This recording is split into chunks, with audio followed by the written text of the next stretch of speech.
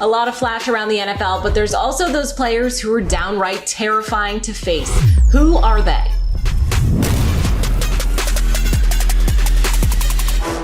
Welcome to another episode of the Locked On Ultimate NFL Preview. I'm Kainani Stevens. This is a 7-episode series detailing the biggest questions, misconceptions, and storylines from all 8 divisions. You'll get insight and analysis from our local Locked On hosts that know these teams better than anyone else.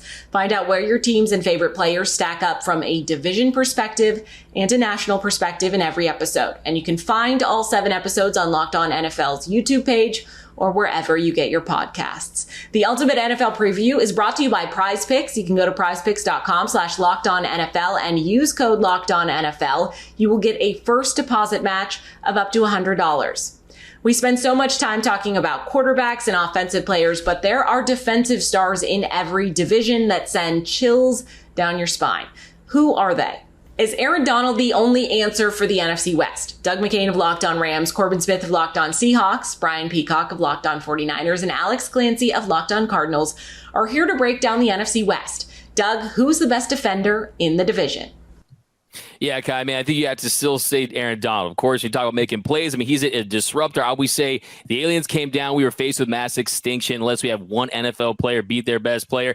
I'm still going with Aaron Donald. He's still dominant. He's still a force. He opens things up. And I think the important thing, too, is with all this youth and inexperience along that defensive line, young edge rushers, they're going to need him to step up and go against those one-on-ones until they can emerge. And it's going to help them stay afloat. So I still say Aaron Donald, but also for a young player, keep your eyes on Kobe Durant. Kobe Durant out of South Carolina. He's fast. He's very talented. Had 3 interceptions and a pick 6 in just 281 snaps last year. He continues to emerge. He's someone you can see on the outside. You can see in the slot, but he's another guy that I think is going to emerge as a potential defensive playmaker in this division.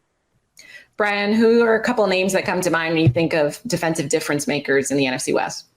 Yeah, and it's hard not to agree with Doug about Aaron Donald. He's one of the greats of all time, and it's been so fun to watch him. And if it wasn't for, there's one guy named Dan Brunskill that's done, for some reason, an amazing job against Aaron Donald on the San Francisco 49ers offensive line. He's gone now, so I'm a little bit worried about that, as weird as that sounds, because he was, for whatever reason, so good at it. But I got to throw my guys there, not to be a homer in this, and it's Nick Bosa and it's Fred Warner. You're talking about playmaker, what he's able to do on every level of the defense. Fred Warner's a special dude, and he's the hype man for the 49ers defense, and really he's such an important piece. But when I look at Nick Bosa and I look at the games that the 49ers have won since he's come to town, now a lot of people forget the 49ers in 2019, they had the second pick in the draft. They drafted Nick Bosa, and they went to the Super Bowl that year. Nick Bosa was hurt in 2020, and that was the only year they didn't go as far as the NFC Championship game. So when Bosa's healthy, they are an NFC Championship caliber football team in the NFC. And people talk about quarterback wins, and I know Jimmy Garoppolo has gotten a lot of that with the 49ers because he was hurt the same year in 2020. But we need to start talking about defensive end wins, because when Nick Bosa plays, the 49ers win football games. Alex, who's someone you think of when you think about, making a serious difference on defense and affecting the play in a game? Brian took both of mine. Brian and I became friends when I really started to see Fred Warner before Fred Warner became Fred Warner. And even though he's off ball, he's got that Patrick Willis just heartbeat of that defense that used to just cause so much pain for so many opposing teams for so long. But I had Nick Bosa going to the Cardinals #1 overall in our mock draft in 2019. At that time, I thought it was the right move because he was the best player to come out of the draft. And he hasn't disappointed. Sure, he's had injuries. He had an injury coming out of Ohio State. I don't remember if it was a pec or if it was a chest or something like that. That's long gone. The dude's an absolute monster, and he makes it. The difficult part about defending him is he makes it look so easy when he does it, even more than his brother. It's just effortless. And when superstars can do things in an effortless fashion, it's difficult. I do have to give a shout out to Budda Baker, because Budda Baker is the heart and soul of the Arizona Cardinals. There's very few players from the safety position that can do what Budda Baker does. It's kind of marred by their lack of cornerback play over the last decade. Since he's been in the league, he's had to overcome a lot of shortcomings for the Arizona Cardinals that kind of gets, washed away because the defense hasn't been very good at times because of that. But Budda Baker should get an honorable mention with this as well. Corbin, is there someone on your roster that you think is like that, or someone you don't like going up against? Well, if we're looking at the division as a whole, Aaron Donald is still the GOAT. He is still the one that keeps beat reporters awake at night when you're getting ready to play the Rams, because he's just been a nightmare for the Seahawks. I mean, Russell Wilson probably still is having PTSD, and he doesn't even play for the Seahawks anymore. But I think we've got to have Reek the Freak Woolen in this discussion, too. I mean, we're talking about a guy that was a fifth-round pick last year out of UTSA that has only played corner now for 3 seasons, but he's 6'4", ran a 4.26 40, and he tied for the NFL lead in interceptions last year when he's still trying to figure out how to play the position. That is scary when you consider just how good of a player this guy can be with Pete Carroll coaching him up. They're talking about how much he's come from a mental standpoint. So if a corner is going to be in the discussion here, and Devin Witherspoon next year, we might have him thrown in this as well. We got to see what he does in the NFL field. But Reek Woolen, with his ability to intercept the football, that receiver background, his size, there's just never been – he's a bionic corner. We've never seen a guy with his size, his athleticism, and his ball skills. So I think he's got to be in this discussion. And can I add to that, Corbin? Because it's really nice to see Bobby Wagner back home. Speaking of defensive playmakers, not the same playmaker. You're not going to say he's the best in the division anymore, but he once was. Really cool to see him back and hopefully making plays for the Seattle defense. Yeah, too. I just want to add, too, I mean, you talk about Aaron Donald, how great he is. The big question in Rams land is, does he have the pieces around him? Because you lose A'Shaun Robinson, you lose Greg Gaines. Greg Gaines did a lot for Aaron Donald, really taking up a lot of space there, allowing him to operate. And look, the big question is, can he still be that elite player? I still think he can, but playing alongside those rookies, playing alongside those young players, he's Bruce Banner in football cleats, but is he the Bugatti at the trailer park meme, right? Are these other guys going to be able to step up? Because last season he was still elite, 90.5 overall PFF grade, 5 sacks, 11 QB hits in 11 games, but we'll see. I mean, everyone has to have a peak, right? But he's looking yoked. I mean, he's got the cutoff on the preseason games looking bigger and badder, and he has bad intentions, and we know that. But something to look for. Who from the NFC South are you afraid of on the defensive side of the ball? Aaron Freeman of Locked On Falcons, James Yarko of Locked On Bucks, Julian Council of Locked On Panthers, and Ross Jackson from Locked On Saints are here. Julian, who causes the most chaos on defense?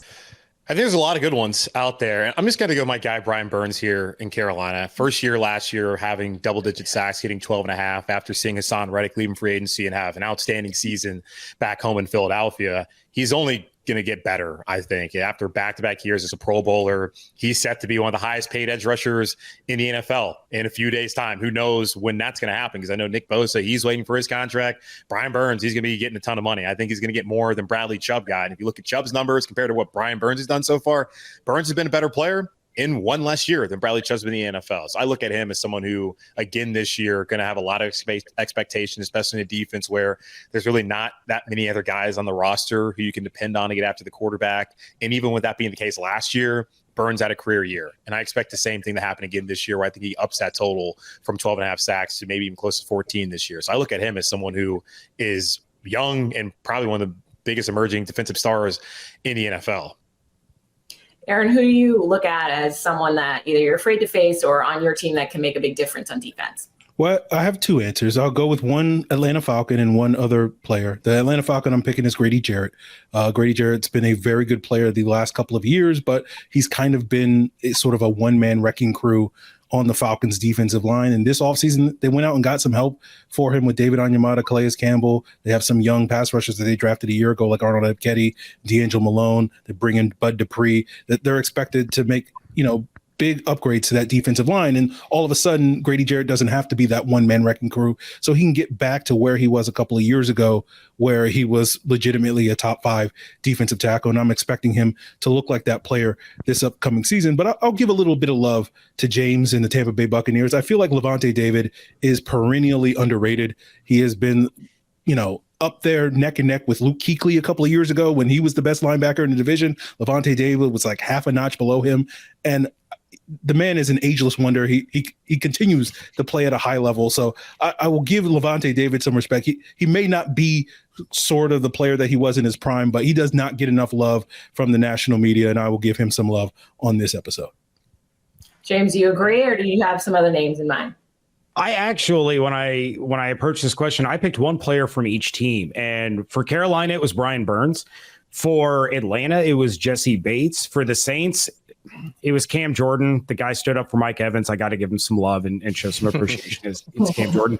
But for the Buccaneers, I went with Antoine Winfield Jr. And I think this is another guy who's young. He was playing at an all-pro level last year until the injury bug got him, like what got so many other Buccaneers. But this is a guy in a Todd Bowles defense that can play man-to-man. He can play in zone. He can play in the box. He can blitz. He can run stop. He can do every single thing you ask of him, and he's doing it from everywhere on the field. His versatility, his nose for the football, his playmaking ability makes him one of the most dangerous players on defense in this entire division. And he gets overlooked a lot because he's not Brian Burns or Cam Jordan or Grady Jarrett or Levante David or Devin White. He's not the flashy guy. He's not the big name, but he gets everything done, and he needs to be a focal point of opposing offensive coordinators. Like, you got to know where this guy is because he will do everything to you. Ross, a lot of talk about your quarterback coming to the team, but who's on defense that's going to make an impact in the division? Yeah, I want to quickly give Brian Burns some flowers too, because I feel like when you're discussing this, you got to go with a couple of different spots. So for me, I'll pick Marshawn Lattimore here for New Orleans, and I'll explain why. But I do think that edge rusher, cornerback, those are the two places where you have the most impact, just because you're involved in every play almost, right? And the linebackers can absolutely get there too. I love the Levante David mention. But I really lean into Marshawn Lattimore here a little bit because the Saints were still the second ranked passing defense last year in a season where they lost him for 10 games, but they were also 4-6 over the course of those 10 games. And the game that he came back, it was just like a lacerated kidney kind of freak injury that doesn't have any concerns going into 2023. But the game that he comes back, he gets a pick six to seal the victory against what I'll call the greater value version of the Philadelphia Eagles, because Jalen Hurts was out and Gardner Minshew was in for that game. So it wasn't the actual Philadelphia Eagles. It was like the Erie Eagles maybe. And so the way that I look at it for Marshawn Lattimore, though, is that he is one of those guys that when he's on the field, he translates to wins. And that's the kind of playmaker that you want. So I'll make sure that Marshawn Lattimore gets his flowers here as well. Who in the NFC East is the scariest defender? Landon McCool of Locked On Cowboys, David Harrison of Locked On Commanders, Patricia Traina of Locked On Giants, and Gino Camilleri of Locked On Eagles are here. Gino, we'll start with your pick. I'm definitely going with Micah Parsons, and a lot of Eagles fans might be upset that I don't say Hassan Reddick, but when you look at Micah Parsons from a film perspective, you can put that guy anywhere on the football field, and he's going to make a difference. And Hassan Reddick, he had a great season last year, but man, you game plan to take Micah out of the way. And that's what the conversation was Monday through Saturday leading up to game week with Jeff Stoutland, with Brian Johnson, with Nick Sirianni. How do we eliminate this individual from a game? And when you go back in history, you talk about the Lawrence Taylors, the Reggie Whites. I mean, he's on that caliber of what he can do in a football game. And if you're an Eagles fan and say, oh, no, that's crazy. I mean, take away the logo on the helmet. Look at what he did at Penn State, and look at why Dallas took him as high as they did, even after a season where he sat out of football. The guy is, I mean, you talk about generational talent.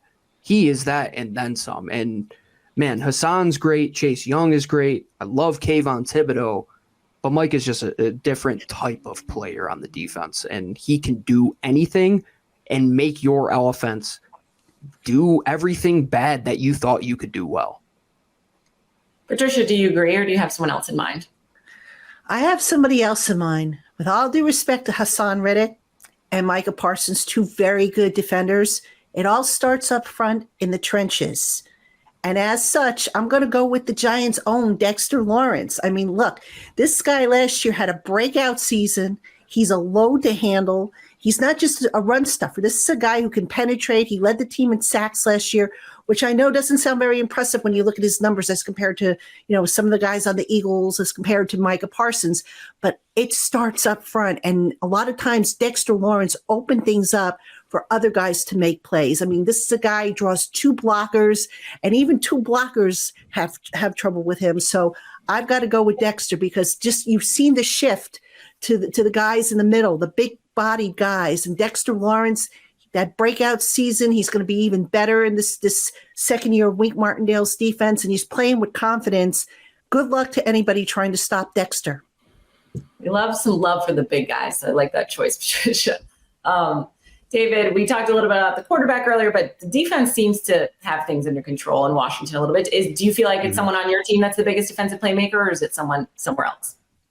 No, it's absolutely Micah Parsons. But honestly, I almost went sexy Dexy myself, Patricia. So because those two guys are gone, and I love big play Slay, especially for the nickname, but I can't in good conscience, throw his name out there. I'm going to kind of double down on what Patricia was talking about, go in the middle. Daron Payne, I think, is a guy that, I think a lot of people know who he is, obviously, but when you're on a defensive line full of first round picks, it's kind of easy to get lost in the mix a little bit. But last year, the Washington Commanders really challenged him. He wanted a new contract ahead of the season. They said, look, we need to see what we know we can get out of you for a full year. So go show us and we'll make sure that you're compensated well. He went out there. He had career highs in a lot of different statistical categories, really kind of led this team up front with even with a guy like John Allen on the defensive front. And they made good on their word. They paid him handsomely. And he's very happy with the deal that he's got. And this year, he is out to prove to everybody who kind of questioned his effort, kind of questioned his consistency previously, that money is not going to change him. That if money does change him, is only going to motivate him more. He's got the bar set at 15 sacks this year,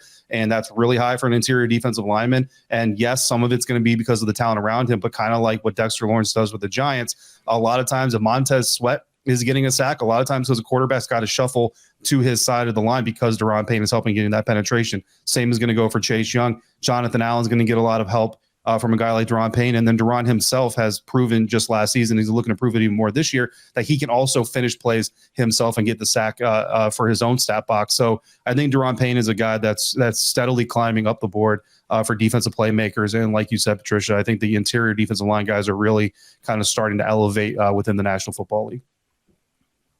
Landon, you're getting some compliments from your fellow hosts. I don't know if you can take that in, but what makes Micah Parsons so talented? He's special. I mean, I think that there's the Hall of Fame, and then there's like those guys in the Hall of Fame that are at that level, and that's like the level he's shooting for, the Hall of Fame in the Hall of Fame, right? Like, I'll just do a quick story real quick. I was at the Cowboys draft of the training camp in 2010. And I remember that when they were doing practices back then, they used to have a rule because DeMarcus Ware would literally get to the quarterback almost every other play, every two plays, he would get to this. They'd have to just do a thing where he would tap the quarterback and then let the quarterback throw the football so they could get through the practice. Come on, we can't just have DeMarcus Ware wrecking the practices. They have that similar rule for Micah Parsons, but he is on a pace probably twice of what DeMarcus Ware was. I mean, every single snap he's in at training camp, he's getting his hand on the ball carrier, whoever it is. I think he's about to have a season that we haven't seen it from an edge player in a while. He's taking his game up another level from last year. His hand usage is light years from where it was last year. So I think we're about to see something special from Micah Parsons this season and in the coming years. Coming up, there are more than a few players to choose from in the AFC North. Is his last name Watt, though? That's next on the Locked On Ultimate NFL Preview. If you haven't started using Prize Picks, now is the time. Prize Picks is the most fun that you can have by winning 25 times your money this football season. You just select 2 or more players, pick more or less on their projected stats, and then place your entry. Testing your skills on Prize Picks this football season is the most exciting way to play daily fantasy sports. If you have the skills, you can turn $10 into $250 with just a few taps. Prize Picks is really simple to play. You make your picks and submit an entry. You can do it in less than 60 seconds. Prize Picks offers weekly promotions that can lead to big payouts like Taco Tuesday. Each Tuesday, Prize Picks discounts select player projections up to 25% to provide even more value. Prize Picks now offers Apple Pay for quick and easy deposits into your account this football season. Go to prizepicks.com/LockedOnNFL and use our code LockedOnNFL for a first deposit match of up to $100. Again, go to prizepicks.com/LockedOnNFL and use our code LockedOnNFL for a first deposit match of up to $100. Prize Picks, daily fantasy sports made easy.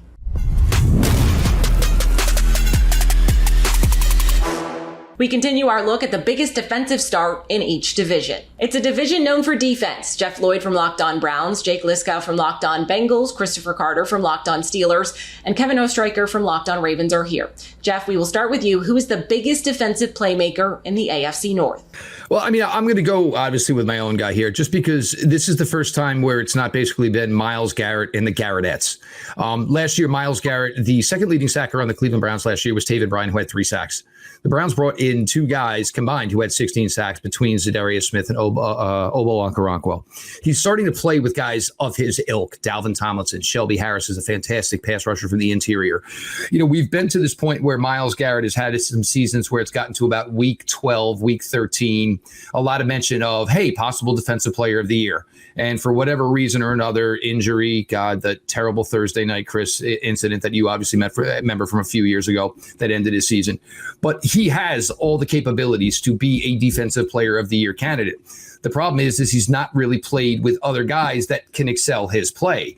Now you can't just look at the Browns and say, all right, well, we can double and chip Myles Garrett, because that you're leaving one-on-ones for proven players, whether it's a Shelby Harris, whether it's a Dalvin Tomlinson, whether it's a Zadarius Smith, whether, of course, it is an Obo Okoronkwo. These guys are going to win one-on-ones. So it does set it up an opportunity here for Myles Garrett to have maybe that year that everybody thought he was capable of having as a former number 1 overall pick. But all of these defenses have some star players to it. But I just think this is a really good opportunity for my guy. This is something that he's not been accustomed to the last few years. And it's going to be interesting to see the way the Browns can do this. And it'll be interesting to see that I won't see Myles Garrett with his hands on his hips with 10 minutes to go in the game, because the Browns are afraid to take him off the field because they don't have somebody that can give him a blow for 2 or 3 reps. Chris, in your opinion, who do you think is the biggest defensive playmaker in the AFC North? Why do you think it's TJ Watt? The reason I think it's TJ Watt is because he's been the best defensive player in the AFC North. Now, last year he missed 2 months, and that cost his numbers. But he's been that player. He's been first team All Pro 3 times. He's been the defensive player of the year. He tied the NFL sack record just 2 years ago, and he's getting sharper. And that's the one thing that I've seen with TJ Watt. I even thought, like, during training camp, there was a point where I'm like, he's not like crushing people like he normally is. And I said that on a live show. And then the next day, he literally crushed the entire Steelers offensive line. I was like, I think he's making a point that he still is that guy. But TJ Watt, I mean, I pointed this out earlier, but TJ Watt, when he's in the game, the Steelers win 69% of the time. When he's not, they win 9% of the time. It is a ridiculous drop in production. Now, I think it's going to be better this year if he is out for at least 2 weeks or so, because I think this Steelers team has a lot more depth now that the cap hit of Ben Roethlisberger is fully off the salary cap. But it's been a major impact, and it's like, and it's crazy because when you look at it, like with, for example, Myles Garrett, the Browns during his career have won 41% of the time when he's in, 40% of the time when he's out. And it's like, I thought that would be a bigger drop off when their best defensive player is in there. Myles Garrett is amazing. He absolutely is a defensive player of the year candidate going into the season. But TJ Watt, he's been that guy. I think he'll be that guy again. Jake, is the best defensive playmaker in the AFC North in Cincinnati, or is it someone that you go up against? I'm not going to argue with either of those guys. I think they're both great picks. I think they're 1A and 1B, but I'm going to use this opportunity to talk up a guy in the Cincinnati Bengals that I don't think gets enough love. And I know it's not the exact question that you asked, but DJ Reader as a nose tackle, and nose tackles just don't get attention in this league, is an absolute stud. He lets the Bengals go light in the box more than they have any right to do, because he does a job of sometimes 2, sometimes 3 players in terms of covering gaps in the run game that a man of his, I guess any man, shouldn't be able to do. I think the other thing that is underrated with DJ Reader's game is he doesn't necessarily pile up stats and sacks and tackles for loss and things. He enables other people to do those and gain those stats, but he's a good pass rusher. He disrupts plays quite a bit. Even if he's not getting home, he will lead to quarterbacks making mistakes. He will lead to sacks for edge rushers in Cincinnati because he takes away the ability for opposing quarterbacks to step up. So while I am not going to argue with TJ Watt or Myles Garrett, I think they're both fantastic. And I could shout out Trey Hendrickson as well. I just wanted to put some shine on DJ Reader, who I will always go to bat for. For somebody who obviously has to go against your team twice a year, for me, it's how in the world are you going to stop DJ Reader? He is an absolute difference maker on the interior, no doubt. Kevin, do you agree with one of these answers we've already heard, or do you have someone else that you feel like makes a really big difference on defense? I don't think you can argue with any of them, honestly, but I will do like everybody else did. I'll take the opportunity. You can maybe argue Roquan Smith. I'm going to say Marlon Humphrey, though. I think for Humphrey, he's a player that is a top 5 corner. You could argue he's the best corner in the league if you wanted to. He's that good. What he brings is a lot, though. He has the outside ability, but he's so versatile where the Ravens went through so many injuries one season. They put him in the slot, and he was still a top 5 corner in the league. So he can play inside. He can play outside. Had a rough year a couple of years ago. I think Jake knows that by the highlight of the Jamar Chase 200-yard game against the Ravens. And a lot of the discourse around him was, well, he's fallen off. He's not good. He came back last year and had an absolutely phenomenal season. He's nicknamed Fruit Punch, after the Peanut Punch and Charles Tillman because he punches the ball out. Had a career high a couple of years ago in forced fumbles, which was close to the NFL record for a corner. So much offense to talk in the AFC East, but what about the defensive stars? Kyle Krabs of Locked On Dolphins, Joe Marino of Locked On Bills, Mike Debate of Locked On Patriots, and John Butchko of Locked On Jets are here with us. Mike, who is the best defensive star in the division?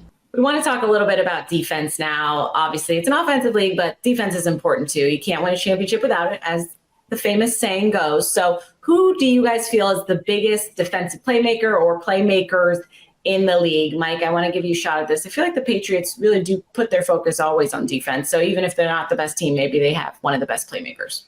Yeah, and I'm going to go with a guy that I've had the pleasure of covering the last couple of years and definitely just got a little bit of a pay raise, and I know Patriots fans were glad to see it, and that's Matthew Judon at the linebacker position. He completely changes the complexity of the way this defense plays when he's on his game. Obviously, set a career high in sacks his first year here in New England with 12.5, increased that last season to 15.5. And now Matthew Judon has a new career high as a result of that. And this is on teams where he developed, synergy with guys like Josh Uche, who also had a career high in sacks last year with 11.5. He is someone that I believe is kind of the catalyst for the Patriots pass rush coming alive, but not only is he the type of player that is capable of getting after the quarterback, making things happen there, but something that a lot of people don't realize about Matthew Judon is he is a phenomenal facilitator. He's a guy that can draw the attention of an offensive line away by being a decoy. He did it in his first year with Christian Barmore, aligning very close to Barmore on the defensive line. And all of a sudden, teams felt that they had to give more attention to Barmore. He was drawing double teams. This allowed Matthew to get free, get after the quarterback, and obviously it was met very well with good results. With Barmore injured last year, Matthew kind of took the role of decoy on himself, freeing up guys like Dietrich Wise and Josh Uche to get after the quarterback. So with those 4 guys healthy, I think it definitely allows the Patriots to be able to make plays on defense. And I've really enjoyed thoroughly covering Matthew Judon these last couple of years. But there are a lot of great playmakers in this division. Von Miller in Buffalo is someone I always love watching. Xavier Howard in Miami is someone I've always enjoyed. And Sauce Gardner is one of the most exciting players to come down the pike in quite some time. So a lot of great people, but I had to be loyal to my home team and give Matthew Judon a little love. Don't make it about us yet. What? No love for Kyle Duggar here? I feel like Duggar is everywhere for this Patriots defense. Oh, Duggar is phenomenal. I mean, when you look at the complexity of you look at what he's done for this safety position with the New England Patriots, especially with the loss of Devin McCourty, Kyle is the guy that's going to step up as the one with the knowledge in that defensive backfield, directing traffic, telling guys where to go. He's not a free safety. He's more comfortable as a box. We know that from his time in New England. But if there's anybody with the versatility that can do it, it is Kyle Duggar. So, yeah, I believe that's a very good point, Kyle. I'm glad that you made that point and brought him up as well because he is a very important part of this defense. I just think what Judon does both for the secondary and for the front seven makes him one of the more dynamic playmakers on this team. But don't sleep on Kyle Duggar, folks. Kyle makes an excellent point. Very good. John, there's been a lot of talk about Aaron Rodgers, but the defense on the Jets is really where they're hanging their hat right now. So is there any young players on there that you feel like are, really making a big deal, or is there someone you're scared about playing that's a defensive playmaker in the division? Well, I feel like I got to stick with the Jets. And there are 2 guys who come to mind. The funny thing, though, is I don't know if Sauce Gardner is going to be a big playmaker because he's already got the reputation around the league for being a shutdown corner. And usually what happens is once you get that reputation, teams just don't throw at you and you don't really have the opportunity to make plays. I'll say this about Sauce Gardner, and I want to be very careful about how I phrase this because I don't know that he's going to end up being as great. But I will say this, Sauce Gardner's rookie season was better than Darrelle Revis's rookie season back in 2007. Now, that doesn't mean he's going to necessarily have the same career trajectory, because Revis became the best, one of the great corners of all time, just got inducted into the Hall of Fame recently. But it took Revis until his second year before he became a dominant corner. And it took really year 3 or year 4 before he got the reputation and teams stopped throwing at him. His best season was 2009, which was year 3. He led the league in passes defense that year because around the league, the word still hadn't spread. Sauce Gardner was viewed as a dominant corner in this league a couple of games into his career. So I don't know if he's going to have an opportunity to make plays, but he's as good of a corner as exists in the NFL today. I think he's already in the top 3, and you can make a case, and maybe this is me, my Jets bias, I think you could make a case he's already the best corner in the league. But if we're talking pure playmaking, I'd have to go with Quinnen Williams. 12 sacks last year, first team All-Pro, really a breakout season in his 4th year. And there are questions. There's always the matter of, when you have a breakout season, is it just a career year? Or are you going to fall back to earth? I think what Quinnen Williams brings to the table is sustainable, because it wasn't just a bunch of luck where he had quarterbacks just kind of falling into his lap or somebody flushing a quarterback right into him. He pass rushes with a plan. He has a plan. If the defensive lineman stalls his first move, he has a second move he goes to. So I think Quinnen Williams is going to continue to be great. The numbers always fluctuate from year to year, but I think he will be as dominant this year as he's been in years as he was last year. Joe, is the best defensive playmaker in Buffalo, or is it somewhere else? And it's a division loaded with defensive talent. You got 3 defensive-minded head coaches, so I think that naturally comes with it. And I think we've mentioned some good names here. I mean, the Patriots and Matt Judon and Christian Barmore and Duggar. Josh Uche is a really nice speed rusher. Kyle with the Dolphins. I mean, Jalen Phillips and Christian Wilkins and Zach Sealer and Javon Holland. Javon Holland and Jalen Ramsey. Don't forget about that guy. He'll be back at some point. Xavier Howard, and he's good for a lot of interceptions every year. The Bills certainly have their guys. Von Miller's really good. Trey White, Micah Hyde, Jordan Poyer, Matt Milano. But I got to go with Quinnen Williams. I feel like if you were to put all the defensive players in a hat and said you can have one, the guy I'm picking is Quinnen Williams. He's so disruptive on the interior. I remember watching him at Alabama and thinking, man, this guy's unblockable. And sometimes that's a word that we use a little loosely with some of these players coming out of college, but it wasn't a loosely used phrase for Quinnen Williams. I mean, nobody could block him in the SEC. He's extremely young. He goes to the NFL. He had a couple injuries kind of early on, but I think we saw him realize his full potential last year. Like John mentioned, 12 sacks from the interior. That quick pressure is tough to deal with for any offense. And I think that Quinnen Williams provides that. He's young. He's got ceiling. You think he's still getting better. That's the guy that makes me nervous about having to play against.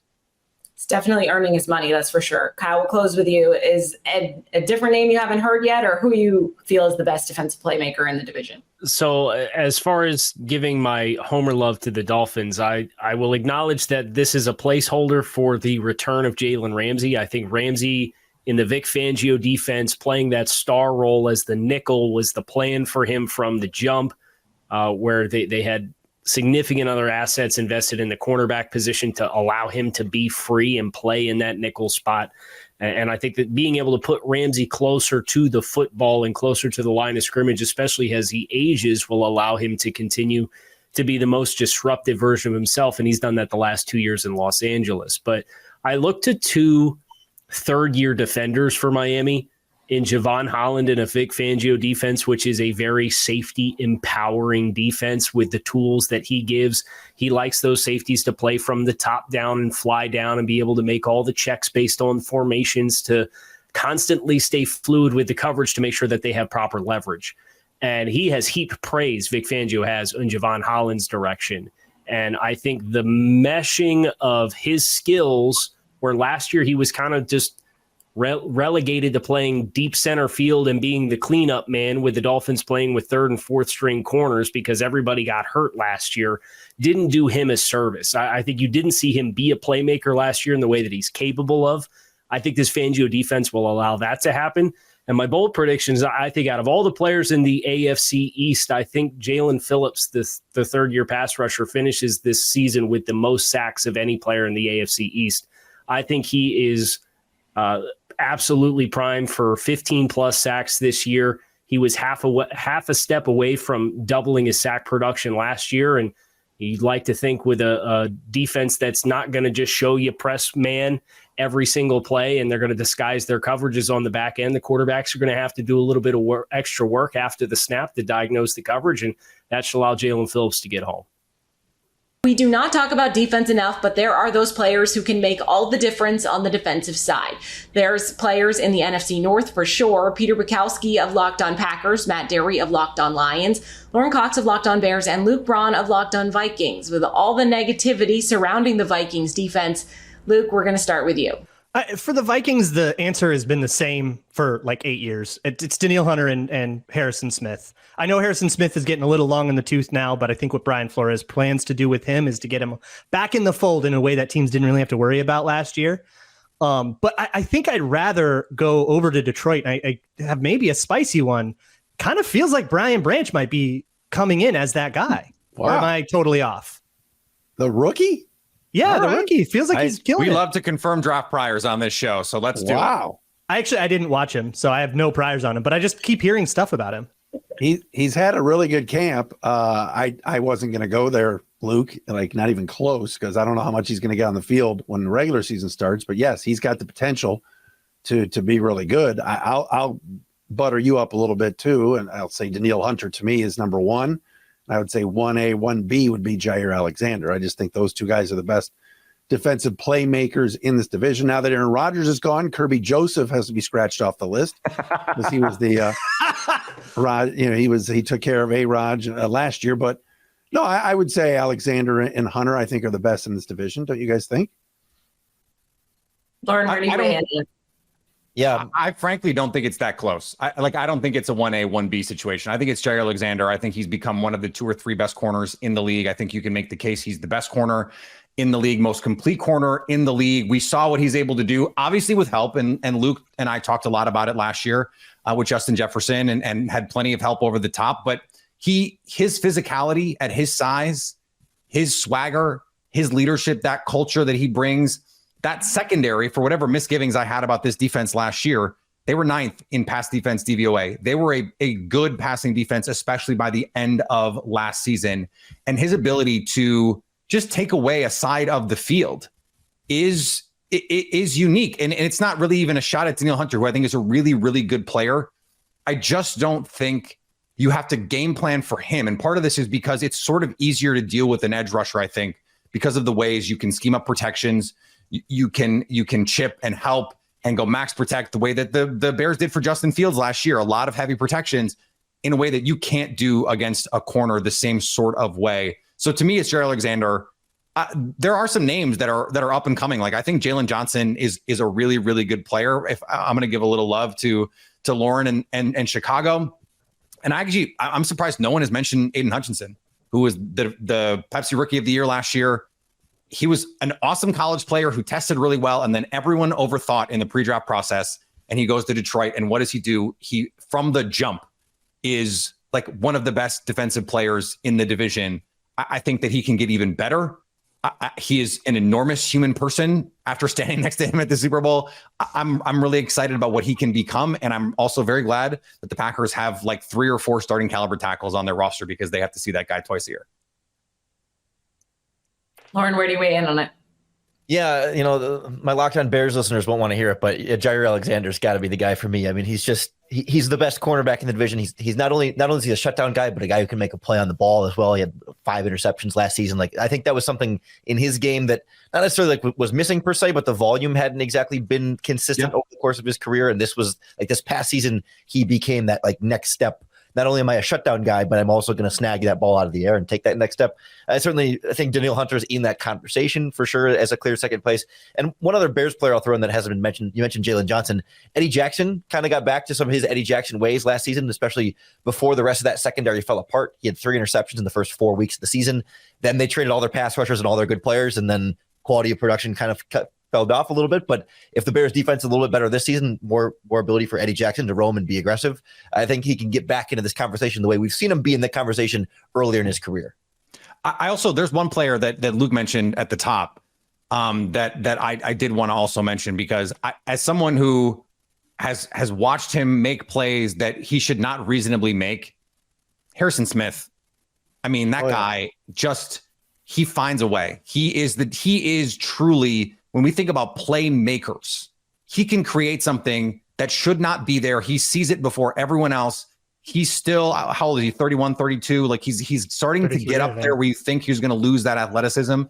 And to right now, to this moment, it hasn't mattered that much because he's so smart. He's so instinctive. And he is one of those guys. I don't like hearing Luke say he's in the backfield every play, because that was someplace when it was Mike Zimmer and they were creating all those designer blitzes. Like, he's always creating havoc. And I hate that. I hate that for the other three teams in this division, because he's just really good. He is a playmaker. And he totally disappeared last season because they had him doing deep half zones all year. That's all he did. Ed Donatel, baby. Certainly nobody else is using a defensive coordinator off that tree. Coming up, a division that's never lacked in defensive studs, the AFC West debates the biggest defensive star. That's next on the Locked On Ultimate NFL Preview. These days, every new potential hire can feel like a high-stakes wager for your small business. You want to be 100% certain that you have access to the best qualified candidates available. That's why you have to check out LinkedIn Jobs. LinkedIn Jobs helps you find the right people for your team faster and for free. LinkedIn makes posting a new job super easy, and anybody can do it. Add your job and the purple hashtag hiring frame to your LinkedIn profile to spread the word that you're hiring. Simple tools like screening questions make it easy to focus on candidates with just the right skills and experience, so you can quickly prioritize who you'd like to interview and eventually hire. It's why small businesses rate LinkedIn Jobs #1 in delivering quality hires versus leading competitors. LinkedIn Jobs helps you find the qualified candidates you want to talk to faster. Post your job for free at linkedin.com/lockedonnfl. That's linkedin.com/lockedonnfl to post your job for free. Terms and conditions do apply.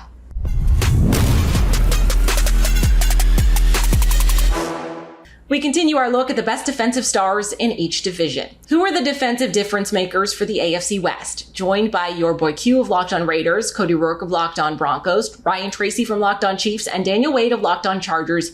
Q, who do you think stands out most in the AFC West? I'm just going to stay here in Las Vegas. I got to go with Max Crosby. I mean, you know, I've talked before about the roster not being the sexiest names, but I mean, if you want to talk about one dude whose name carries a lot of weight defensively, it would be Max Crosby. I mean, this dude just continues to get better and better and better, and he trains like it's just no other, right? I mean, he starts training in January. Right, the season's not even over, right? And he's still already preparing for the next season. I mean, the guy took like 1 week off in the offseason just to get going for this season, and he's not only taking his game to another level on the field, but he's also a leadership role and basically saying that, hey, the standard that was the standard around here is no longer the standard. And, you know, I don't like to fire shots at anybody, but now that Derek Carr is no longer the face of the Raiders organization, Max Crosby's taking that leadership role and taking it to his level where he wants it, where he expects it to be. And I think this is something that the Raiders needed. Again, not a shot at Derek, but it's just different, right? And I think that that's a big deal for the Raiders organization and Max Crosby, and he wants to be the best, right? I mean, he was voted, I think, 17th overall in the top 100 on the players' vote for, for like their whatever, whatever that vote is that they do. Yeah. But yeah, he was like number 17, and he was like, I'm just getting started. I want to be number 1. I don't want to be number 17. So, I mean, he just has that drive and that desire to be the best, and that's something that I respect a lot, and I think that it's something that everyone in the AFC West has to be aware of, where number 98 is at all times.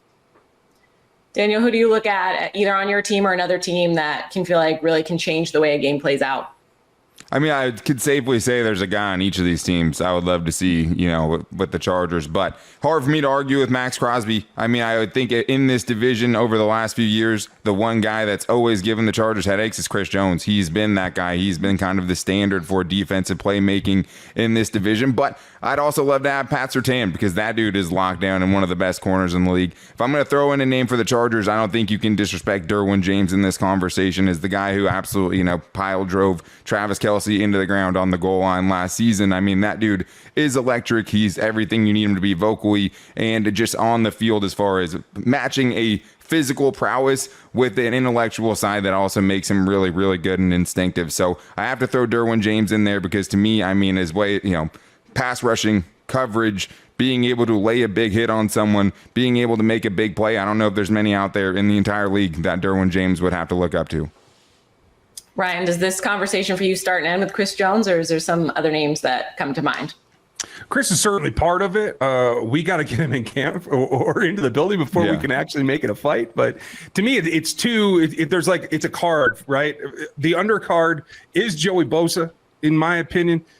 No disrespect to Derwin James, versus Pat Surtain in Denver, right? That's the undercard. Those guys can turn games around at times. Do we see it enough to be on the level of Max Crosby and Chris Jones? I don't think so, because I think they are the headliners. They are the two that I think are going to drive this division defensively, and I think it all starts and ends with pass rush at the end of the day. And if Chris gets in on time and can play a full season, we'll be very interested to see just how much pressure they produce between the two of them. I think it could be neck and neck. Cody, where do you weigh in on it? I mean, it's tough. I mean, I look at the AFC West, and I think there's a lot of really good defensive players. You know, you mentioned the Chris Jones. I'm a defensive back guy, so I'd say for Kansas City, L'Jarius Sneed's a guy I always have my eye on. For the Los Angeles Chargers, as Daniel mentioned, Derwin James, he's an absolute monster, a hybrid role there. I look at the Raiders, and Max Crosby's there. I mean, I look at Denver, too. It's tough. Like, for me, they said Patrick Surtain, so I'll let them roll with that, which I agree with. But for me, I'm going to go with Justin Simmons at the safety position. And this is a guy who has just continued to ascend year over year into one of the league's top best players at that position. Now, last year, he missed 5 total games for the Broncos last year, still ended the season tied for the league in interceptions. But when we talk about overall forced turnovers, he had his hands in 10 of them, which led the NFL last season. With 5 games missed, he's one of the smartest guys on the field. He knows how to run the defense. It's like having a coach out there on the field, and you see how he works with his guys, how he baits quarterbacks. I mean, if Patrick Mahomes is giving a guy like Justin Simmons a lot of love, then I think that's the highest praise you can get. For me, I'm going to go with Justin Simmons inside of Denver. In the AFC South, who are those guys that scare you when they're out on the field? John Hickman of Locked On Texans, Zach Hicks of Locked On Colts, Tyler Rowland of Locked On Titans, and Tony Wiggins of Locked On Jaguars. Weigh in, and John, you've got props, so what does the paper say? Jeffrey Simmons. Listen, guys, I love Jeffrey Simmons. He is nasty. He is ferocious. He's strong, and he's fat. Jeffrey. That's all I got. Jeffrey Simmons is by far, I think, the best defensive playmaker in this division. You see the 7.5 sacks last year, but when he's on that field, everybody else around him gets an opportunity to eat. We all eat, B, and that's Jeffrey Simmons. I love his game. I love watching him play football specifically because he affects their front four. Their front four affects the linebackers and so on and so forth. I think he is by far the best playmaker in his division. Tony, who's a defensive playmaker that you feel like makes a big difference in the AFC South? Well, he took mine because I've been a huge Jeffrey Simmons fan for a very, very long time. And so I want to double it, but since I have the opportunity, I'll go ahead and name somebody else.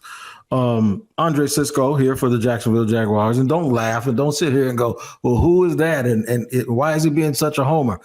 Andre Sisco had 3 picks last year, and he had 3 of them he dropped.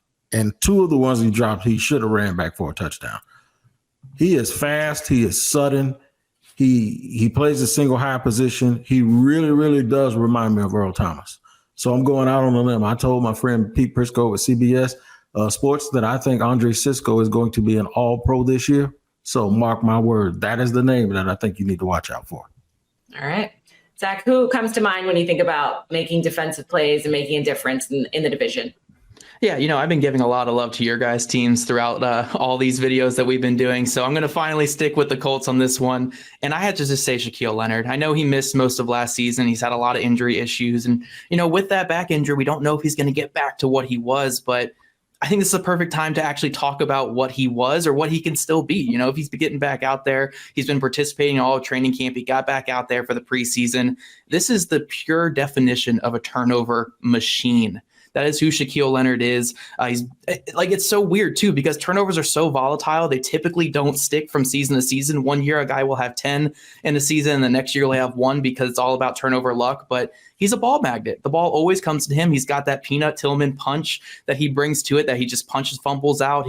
He's good for about 4, 5, 6 of those a season. And then you get the interceptions as well. You know, it's not always perfect. He's not a guy who's going to be a lockdown coverage guy like a Fred Warner, but he's a big playmaker. In today's NFL, where offenses are scoring left and right, they're moving up and down the field with ease. You need a guy who's going to take the ball away, and that's Shaquille Leonard. The Colts were in the top 10 in turnovers forced every single season under Matt Eberflus and that defense that he was a part of. Last season, Gus Bradley's scheme without Shaquille Leonard, they fell into the bottom 10.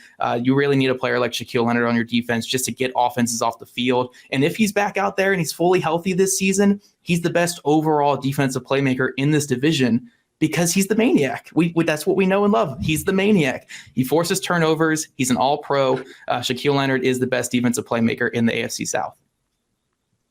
Tyler, who makes the biggest difference on defense in the AFC South right now? Well, what I want to say is first, Zach, I agree with you. A healthy prime version of Shaquille Leonard is probably the best defensive playmaker in the division. I'll give you that. But unfortunately, with the back injuries, I'm not certain that we're going to see that again. And we haven't seen it recently enough for me to change my mind about what I want to say here. Jeffrey Simmons is the best defensive player in the entire division. But I think the second, and since he's been talked about twice now, which is deserved credit, I'm going to talk about the second best defensive player in the entire division, and that's Kevin Byard, the safety from the Tennessee Titans. 2-time All-Pro. He has played every single game possible in his entire career. Last year, he had 4 interceptions, 108 tackles. 4 interceptions and 108 tackles from your safety. They asked him to take a pay cut. He took the pay cut so that they could get DeAndre Hopkins. He's a great guy on and off the field. He's a team player, willing to make the sacrifice, and his play out on the field has been absolutely extraordinary. Like I said, he's a 2-time All-Pro. Here's his interceptions over the last 6 seasons. 8, 4, 5, 1, 5, 4. The guy constantly takes the ball away. We're talking about making plays on defense. There is no bigger play you can make as a defender than taking the ball away and giving it back to your offense. And nobody since they've come into the league at safety has taken the ball away more than Kevin Byard does. He tackles, he plays with physicality, he can play man, he can play zone. He can pretty much do anything that you can ask. And nowadays in the safety market, with everything that they're asked to do, with how offenses are evolving, Kevin Byard is one of the top 3, top 4 safeties in the NFL, hands down. And I think he's the second best defensive player in the division as things stand now, behind Jeffrey Simmons, who, you know, has already gotten the love that he deserved. Can I add a young buck too? Because I got to give some love to Jalen Petrie here in Houston. Yes, 5 interceptions. He had 2 sacks last year, led the league, led the team in tackles. And one thing about Jalen Petrie is wherever you need him, he can play. 73 snaps lined up on the D-line, 288 in the box, 621 free safety, 95, nearly 100 in the slot. Whatever you need that young man to do on the field, he can do it, and he can do it at a high level. I want to see the tackles cut down because I just don't want to see a safety lead the team in tackles. But that guy is electric, and he's only going to get better with the addition of Jimmy Ward, who also should be in the race for best defensive playmaker, and bringing over signing D'Amico Ryans in the offseason. And so I think we all love Jeffrey Simmons. I love the Kevin Byard. I think he's a great player, but Jalen Petrie is coming. There might not be 2 NFL analysts more ready and more excited to break down the big men on defense than Brian Peacock and Matt Williamson of Peacock and Williamson, who looked at the most scary NFL players across the league. We're talking defensive playmakers in every division in the NFL, starting with the AFC, Matt. And when it comes to playmakers, I think there are some very good ones out there, a lot of defensive linemen, a lot of guys in the back end. So it's hard to, compare sometimes. In the south of the AFC, though, Jeffrey Simmons is a monster inside. And I think we both agree that he is the best playmaker in that division. Yes, I think he's one of 5 or 6 elite dominating defensive tackles that are on the rise. And unfortunately, this division is not particularly strong, but Shaq Leonard could be in the conversation, but the injury hurts him in this conversation for me. And there's some secondary players as well. Byard has been a really good player and might make more, the difference making plays with his hands on the ball. But I got to go with the guys up front. Got to go Jeffrey Simmons in this one. Another big man up front in the AFC West, Chris Jones. But my man Max Crosby in Las Vegas deserves some. He's kind of been an under the radar player and is one of the best linemen in the NFL. He's phenomenal. Just Jones is coming off a gigantic year, and they might even have the best corner in the league in Surtain in this division, but he probably comes in third. He does, and he should be mentioned here because he can't be a playmaker because nobody throws the ball at him enough. Yeah, but Chris Jones might be number one in the whole league. Speaking of cornerbacks and playmakers, Sauce Gardner in the AFC East is my choice for the biggest playmaker in that division. And he was my runner-up to his teammate Quinnen Williams. And that one was really splitting hairs for me because I think Sauce and Surtain are the two best corners in the league, and he has great staying power. I just have seen Williams dominate for a little longer, and deep down, I'm going to favor the 300-pounder over the 190-pounder probably every time. Oh, man. Give me that swag. Give me the 190-pounder. Give me Sauce Gardner all day. How about the division you follow the closest there in Pittsburgh, Matt, the AFC North? I'm going to nominate your guy, T.J. Watt, because he's just been phenomenal off the edges, such a difference maker, and you can see how different that Pittsburgh Steelers team is when he's in there and when he's not. So I'm going to throw out my buddy here, Minkah Fitzpatrick, because I think he's clearly the best safety in the league. But this one comes down to Myles Garrett or T.J. Watt. And I went with Garrett, surprisingly. But if you look at their careers, like on a per pass rush basis, Watt beats Garrett. Or if you have a Hall of Fame case right now, Watt beats Garrett. But Garrett was the most double-teamed edge player in the whole league last year, and Watt was injured for much of the year. So that's why I gave him the nod. And when you're talking playmakers, Minkah absolutely in that conversation. And I'll give you this one because Myles Garrett's a freak of nature. And if you're projecting forward a little bit, feel like he's due for that defensive player of the year type season for himself in 2023. Steeler fans are going to hate me, but I think he's going to be my pick for that, by the way. Oof. To the NFC we go, and the NFC North is a little bit more difficult to find superstar defenders and big-time playmakers. I'm going to go to Green Bay Packers secondary and Jair Alexander at corner. He's my vote as well. This is the weakest division. Hunter in Minnesota was my runner-up, but Alexander's a top-flight corner. I think Rashawn Gary in that conversation too, as he progresses throughout his career. A pass rusher in the NFC South, Brian Burns, is one of my favorites and makes plays all over that defense. And like Garrett in the AFC might be that player that's just ready to take it even to another level here this year. Yeah, he was pretty easily my number one. I mean, the Cam Jordans, the Mario Davis, Vita Vea, Levante Davids out there aren't quite to that level, and some of them have a lot of age on them as well. So I went with Burns. I think it's pretty telling that when the Carolina Panthers were trying to trade up to number one, they said yes to DJ Moore, who's a star player in his own right and a really valuable player. But they said no to Brian Burns. Like, this is where we draw the line. We're not going to trade this guy. No, nor should they. I mean, he should be a building block for any team. A building block for the Dallas Cowboys in the AFC East is Micah Parsons.